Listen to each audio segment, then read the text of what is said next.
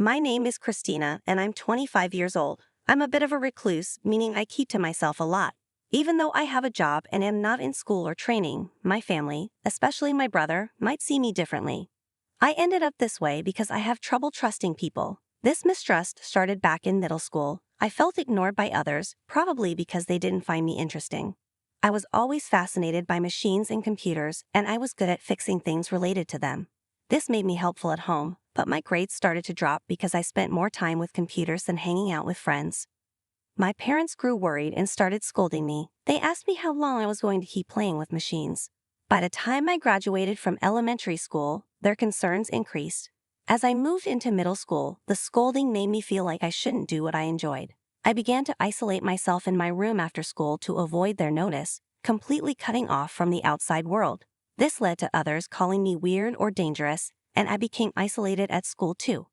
During this tough time, my only support was my brother Keith. From a young age, he was good at cheering me up and motivating me. With his support, I felt a bit better. I managed to finish compulsory education but didn't go to high school. Instead, I focused on jobs I could do from home using my computer. After graduating from middle school at around 16, I started working part-time. I used the money I earned to buy old computers, take them apart, and rebuild them from scratch. By the time I was 20, I could build computers that I could sell. I started a business offering affordable computers, and soon I became well known in that field. By 25, I had made a small fortune. I even earned enough to contribute $2,500 to my parents' household each month while still having extra money for myself. Although I talked to my parents about my job several times, they didn't really understand it. After some arguments, they decided that as long as I could support myself, they didn't mind what I did. This agreement meant my parents stopped interfering with my choices since I was contributing financially, allowing me to live freely at home. However, my brother, who had always supported me and understood me when I was a student, now seemed less impressed. He used to be very kind, but maybe he was getting frustrated with the fact that, even after turning 20, I was still staying in my room at our parents' house, constantly working on machines. Eventually, my brother started treating me harshly whenever he saw me. Since I wasn't one to keep quiet, our conflicts increased and our relationship worsened. Things got even worse after my brother got married. His wife, who he'd been involved with since high school, had never thought much of me. She didn't like that she was now my sister-in-law and seemed to have influenced my brother negatively. Because of this, I was labeled the plague of the family home. Even though I stayed in my room, I felt deeply hurt by the constant hostility, which was different from the concerned words of my parents. My parents' home, which had once been a comfortable place, turned into a place where I felt unwelcome. I started feeling like my parents were siding with my brother and sister-in-law, and my allies were disappearing. Despite having a good income and contributing to household expenses, my brother and sister-in-law saw me as a freeloader. They began threatening to kick me out of the family home and take over living there with our parents. I was completely estranged from my brother and his plans to kick me out of the family home. Since it seemed like they wanted me out, I figured it wouldn't matter much if I left once I found a new place to live. After all, if I wasn't contributing to household expenses anymore, I could save that money instead, which was actually a positive aspect of the situation. When I was thinking about moving out, my brother suddenly brought up the topic of inheritance. He seemed to misunderstand why I could live comfortably while staying at home. He thought it was because our parents had money, not realizing it was actually the money I contributed that allowed them to live comfortably. He told me that since I would be leaving, I should give up my claim to the inheritance so they could take over the family home and its assets. I didn't think our parents could keep living as they had without the money I was providing. But to my brother, I was just a burden. I decided to confirm this one more time, asking him if he was really okay with me leaving. He laughed condescendingly and said they would be happy if I left right away. This made me realize again how little he understood the situation and made me feel pity for him and his wife, further strengthening my decision to leave. A few days after my brother's declaration, I was still staying in my room.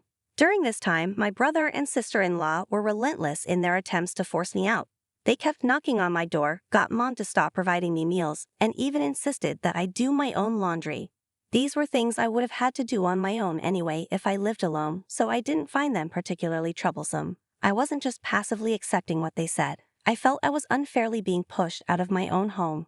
Of course, I wasn't going to leave without setting up some kind of revenge. I'm good with machines, and my brother seemed to forget that having free access to a computer meant I could do a lot more than just quietly leave. My brother's marriage and my role as a shut-in sister were the only chances for our parents to see a grandchild. So with them approving of my departure, I decided to set a trap that would activate as soon as I left the house. Once I found a new place, finished the necessary paperwork, and got ready to move, I left a parting message for my parents and brother. I reminded them of all the support I provided and hoped they would realize who the real burden on the family was. My parents seemed surprised for a moment, but they probably thought my brother would handle things. They brushed off my words, seeing them as just sour grapes, and didn't take me seriously. I decided to move out anyway. I took a lot of equipment from the family home, bought additional items, and furnished my new place to my liking. I created a comfortable space that made living alone much easier than I expected. The local people were friendly and life was surprisingly good. A while after moving out, I wondered if my family was struggling without my income. Then, I received a call from my mother. She asked if I had done something to their computers and electronics. I told her I didn't know what was wrong and that since I was no longer part of the family home, they have to pay the regular price for repairs. My mother complained about being charged full price, saying they were my parents and asking for a discount. I told her I preferred to give discounts to friends who treat me well, unlike them. She ended the call abruptly and sent a spiteful email accusing me of being a mean kid who loses friends. It made me wonder who the real adult was in the situation. Honestly, my actions might have seemed self-centered or even selfish. All I did to the family computer was revert the settings I had adjusted for free back to their original state. To someone who isn't tech-savvy, it probably looked like the computer started malfunctioning on its own. When I told them they needed to contact a professional for repairs, they threw a tantrum, but I expected that. 6 months after moving out and getting used to living alone, my father called me. He asked if I could lend him some money. I was surprised and asked why. He explained that my brother and his wife had been spending money recklessly and were constantly demanding more. They seemed to think that we had plenty of money, and my father was frustrated by their complaints and requests.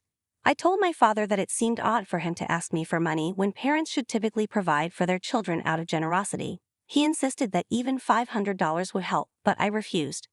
I made it clear that I wasn't willing to help financially anymore. If they wanted me to work on their machines, they would have to pay me for my services. My father complained about my newfound stinginess and mentioned things Mom had said about me. He had criticized me during my unemployed years, but I didn't let it bother me and just hung up. Despite not receiving any emails from him, he started calling me multiple times a day. I thought to myself, what troublesome parents I have. A few days after my father started calling me constantly, my brother, clearly in a tough spot, reached out as well.